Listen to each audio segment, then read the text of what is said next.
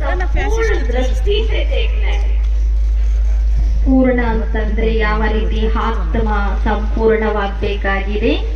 So ಎಲ್ಲವನ್ನು ಕೂಡ ನಾವು ಆ ಒಂದು ದೃಷ್ಟಿಕೋನದಿಂದ ನೋಡ್ಬೇಕು, ಸಂಪೂರ್ಣತೆಯ ಒಂದು ದೃಷ್ಟಿಕೋನದಿಂದ ನೋಡ್ಬೇಕಾಗಿದೆ.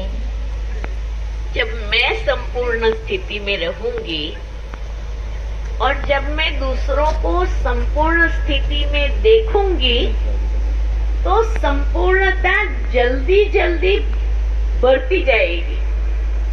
ಸಂಪೂರ್ಣತೆಯ ಸ್ಥಿತಿಯಲ್ಲಿ ಸ್ಥಿತರಾಗಿ ಎಲ್ಲರನ್ನೂ ಕೂಡ ಸಂಪೂರ್ಣತೆಯ ದೃಷ್ಟಿಕೋನದಿಂದ ನೋಡಬೇಕಾಗಿದೆ.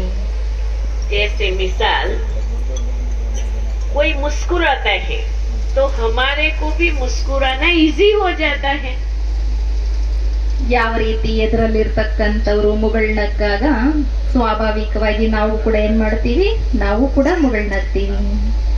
समझो कोई गुस्सा कर रहा है, हम गुस्सा नहीं भी करें परंतु हमारा यहाँ तनाव थोड़ा बढ़ जाता है.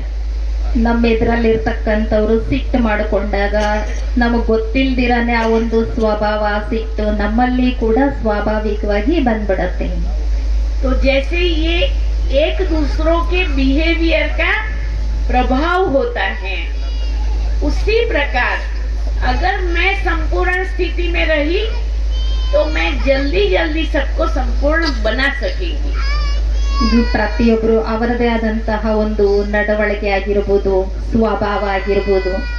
ಆದ್ರೆ ನಾವು ಯಾವಾಗ್ಲೂ ಕೂಡ ಸಂಪೂರ್ಣತೆಯ ಸ್ಥಿತಿಯಲ್ಲಿ ಸ್ಥಿತರಾಗಿದ್ದಾಗ ಆ ಒಂದು ಸ್ಥಿತಿಯ ಮೂಲಕ ಶೀಘ್ರವಾಗಿ ನಾವೆಲ್ಲರೂ ಕೂಡ ಸಂಪೂರ್ಣರಾಗ್ಬೋದು.